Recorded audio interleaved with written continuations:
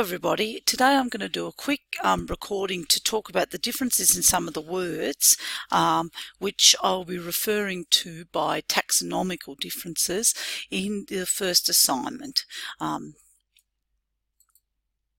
So this is what we're going to talk about today.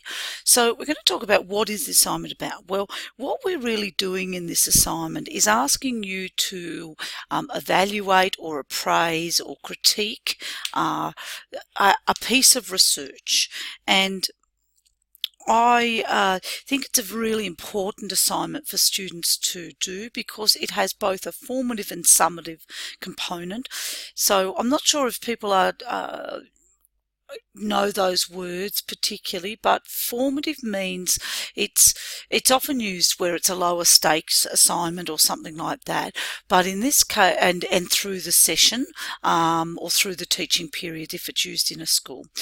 In this case it also has a meaning where it has feedback associated with it and it teaches the student something. Now it's probably important to sort of talk about that that with formative assessments that they have a component that they assist the student learn, whereas a summative assessment, it just gives you a mark. So this has the capacity for both formative and summative assessment because doing this assignment will teach you a great deal of skills that you didn't have at the beginning of session. Now, it's an assignment that I've taught many times and the articles are changed each year. And what I can say to you is that students say, yes, they get what I'm saying, and then they start the assignment, and it's almost like having to teach yourself a bit of a foreign language. So some of the words that come up in your article, so start yourself a glossary about that, those sorts of things. So what we're asking you to do is to assess or appraise each part of a research article, and they're on your Interact site, as you know, and to write that as a critique to effectively get to the point of, is this assignment, is this research article ready to be used in practice? We're also going to be looking at why you're going to do this assignment, although I've done a much longer video on that elsewhere, and what are the different words used. So you're doing this assignment so that you as registered nurses, and for many of you this is only a couple of months away, you will be able to look at new policy and procedure that comes through based on research and based on best evidence, and be able to, if you question it, be able to go to the evidence and have a look at that evidence and go, that's why we've done it. This subject does not set you up to be a researcher. This is setting you up to be able to read a research article. Some of the statistics will be still out of your range.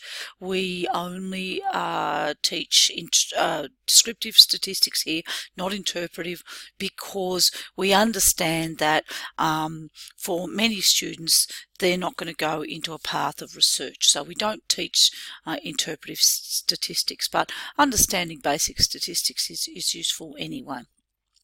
And we're going to talk about what do the different words mean in the rubric.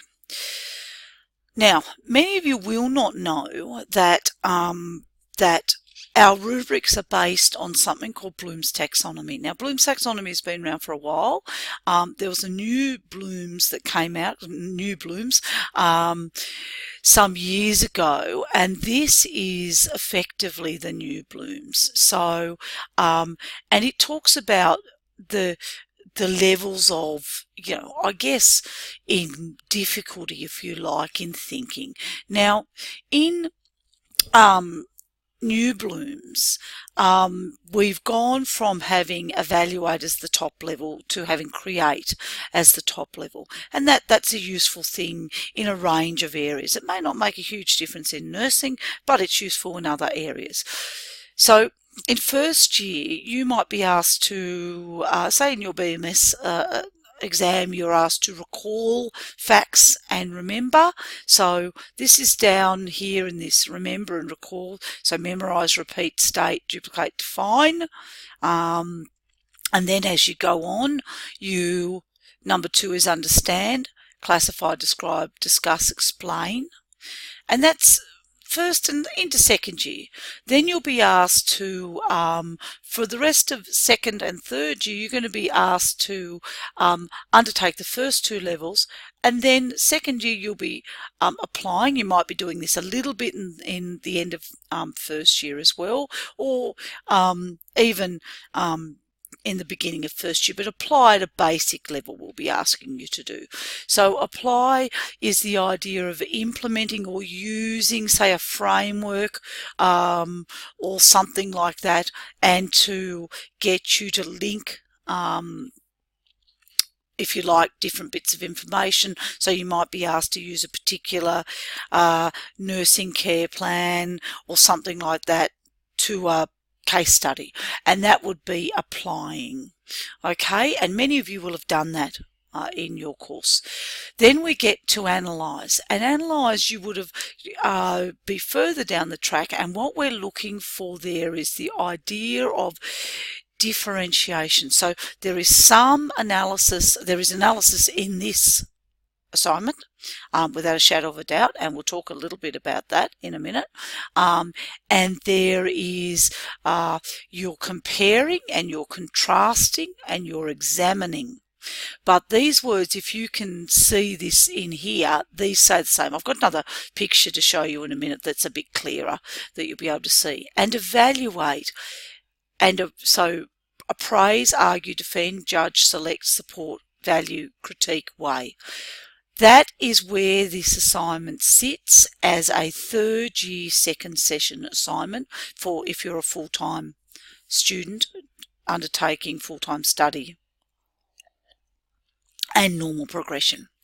So there's been some questions which is where people have said, what's the difference between appraise, evaluate and critique?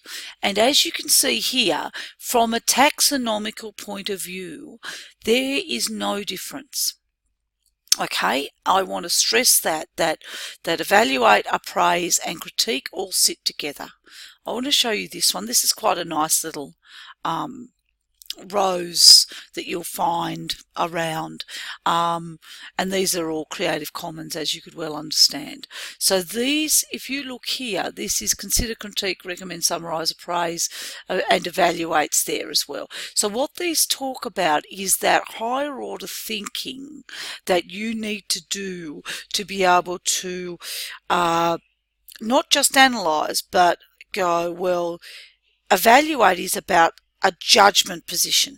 So you are going to be in this assignment, you're going to be saying, not only is this a reasonable assignment because it does X, Y, Z, like it does, reasonable research paper because it's got, it has all of the correct elements, but within the methodology, it's, using the methodology appropriately. For example, one example of a judgment or a critique or evaluation or an appraisal would be if you made a comment about sample size.